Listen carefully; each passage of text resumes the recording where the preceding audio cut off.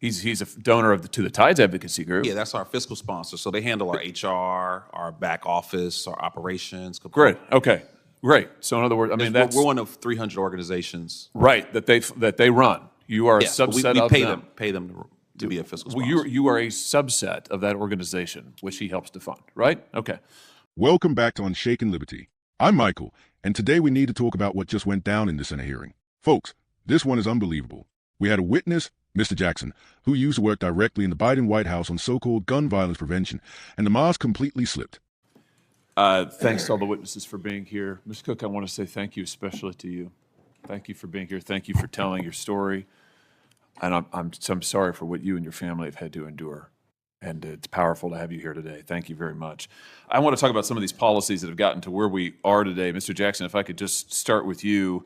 You were deputy director in the Biden White House for gun violence and a special assistant to the president. Is that correct? Yes, sir. You're also affiliated with the Community Justice Action Fund. Is that correct? Yes, I'm also a survivor of gun violence. You were their executive director. When was that, the Community Justice Action Fund? 2021 to 2023. And you're affiliated with them now? Yes, as executive advisor. Okay. The Community Justice Action Fund is, do you disclose your donors? Yes. All of the donors are public?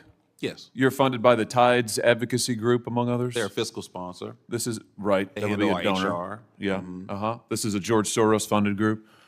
No. He's one of the donors? No. He's a donor to the Tides Advocacy Group? Yeah, that's our fiscal sponsor. So they handle our HR, our back office, our operations. Great, okay, great. So in other words, I mean, that's... We're one of 300 organizations. Right, that they run. You are a Yes, but subset we of them. pay them to be a fiscal Well, sponsor. you are a subset of that organization, which he helps to fund, right? Okay. All right. Just wanted to get a level set here. So let's just, I want to ask you about some of the policies that you've advocated because they're exactly what we see implemented in these blue cities, like defunding Yes. the police. No. Oh, indeed. Let That's me just not- we quote to advocate you from- for Wait, I investing. haven't asked a question yet. We'll get to. I've got a lot of questions. Believe me, and I'll give you time. So let's talk about this report that you issued when you were executive director, a policymaker's playbook. And I'll ask you to enter it into the record, Mr. Chairman. Great. Without objection. Thank you. In this report, you advocate, and I quote now, defunding the police because the long-term goal is fundamentally to reimagine how the state serves its citizens in the project of public safety. You go on to say police departments traumatize residents through a destructive cycle of racist over-policing, and the answer is not to add any more money to police budgets. Talk to me about, I mean, why is it that denying policing to the most vulnerable communities is a solution? I know that's what the blue cities are doing, but why is that a good idea? Well, look, I in no way stand with defunding law enforcement. I mean, That's what your report says. Sheriff Mike Sheridan, who taught me how to drive when I was 16 years old. Wait. Your report, when And, your executive director and said you wanted to defund the police, do deputy you director of the renounce White this House- report? as Mr. deputy director Jackson, of the do White you House do you office- renounce the report that you authored as executive director? Here it is. You're the second senator to bring up an op-ed or This isn't an documents from op-ed. This before is my your tenure. report, a policymaker's playbook to reduce gun violence without policing communities. Okay. Community Justice Action Fund, copyright 2023, when you were executive director. Now you say you don't know anything about it. Now you say that you haven't heard of it, just like the Democrats who all of a sudden say, oh, we're all for the police. They've been advocating defunding them for years. Okay, well, you can look at documents or you can look at My results. question is, do you renounce this report now? You say And my you no longer agree answer- with this. And my answer is that I led the efforts to invest $42 billion in law enforcement. You've advocated if you wanna pull up defunding quote- the police as you wanna pull- executive director of an organization that you still lead and are affiliated with. Never see me advocate for that directly. What you see me So advocate for what is this a then? comprehensive approach to reducing Right, violence. the and we've comprehensive recognized approach is that defunding law the enforcement police, is a which is part of what the this ecosystem says. the entire time. This is so typical of what the Democrats do now. After your policies have transparently failed and led to the deaths of millions of Americans, now you say you've never heard of defunding the police. Your own report recommends it on page after page after page. Let me ask about something else you say. Here's what you say we ought to invest in. Instead of funding the police, here's what we ought to invest in.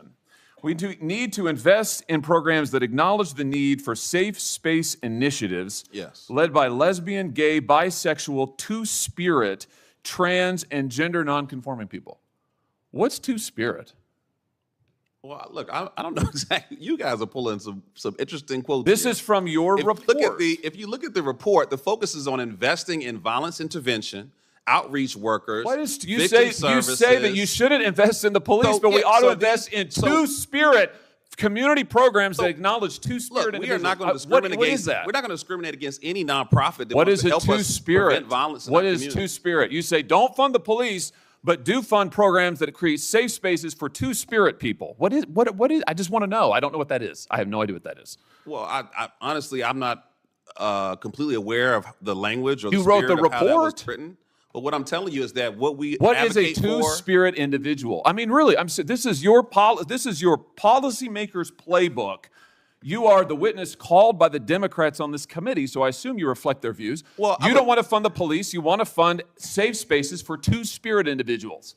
What is a two-spirit person? I feel like I'm looking at a two-faced individual because you talk about reducing Oh, no, sir. violence. You're looking at somebody who's You're also reading you speaking your out own against words, and I'd like to hear an violence answer. programs. Here's the answer. The answer is you don't have any solutions. You want to invest in gobbledygook and take away money from police officers who actually keep our communities safe, and when you're called on the record, you deny it. It's all there in black and white, and your record is there in black and white, and it's a disgrace. We reduced homicides by 31%, and as someone who's been shot and nearly killed, I take offense that you would think that I the take last offense 13 that you won't years answer my we're not questions, focused on that you reducing deny your violence. own words, and that you are leading this committee astray. And frankly, sir, your policies are absurd. They're absurd. I don't think we're getting any place, so let's, First off, the senator did what we wish more Republicans would do. He cut through the spin and read Jackson's own words back to him. Word from a report his organization put out when he was the executive director. And guess what? That report openly advocated for defunding the police. Yeah, the same failed policy that's turned our blue cities into crime-ridden disasters. And what does Jackson do? He dodges. He backpedals. Suddenly it's all about investing in law enforcement now. Typical Democrat playbook.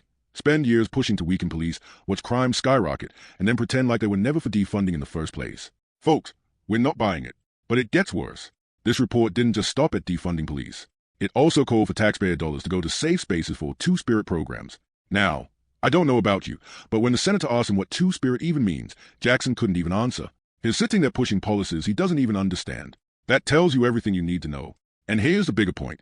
Democrats are prioritizing ideology and woke nonsense over the safety of everyday Americans. They'd rather pour your money into social experiments than back the brave men and women in uniform who actually keep our streets safe. That's why violent crime is out of control in blue cities. It's not rocket science. It's a direct result of their policies. Now listen, Jackson tried to claim that his programs reduce homicides by 31%. But if that's true, why do Democrat-run cities look the way they do? Why are people fleeing Chicago, San Francisco, New York, and Baltimore in record numbers? Because reality tells the truth, and reality says defunding the police was a disaster. At the end of the day, this exchange shows exactly why Americans don't trust these so-called experts. They talk about comprehensive approaches, but what they really mean is stripping away law enforcement, empowering criminals, and funding woke pet projects. That's not safety, that's chaos. Here on Unshaken Liberty, we believe in supporting law enforcement, defending our communities, and standing up against this radical agenda that puts ideology over lives. So what do you think? Do you trust these Democrat witnesses who can't even explain their own policies? Or do you stand with our police and the Republican senators fighting to expose this nonsense?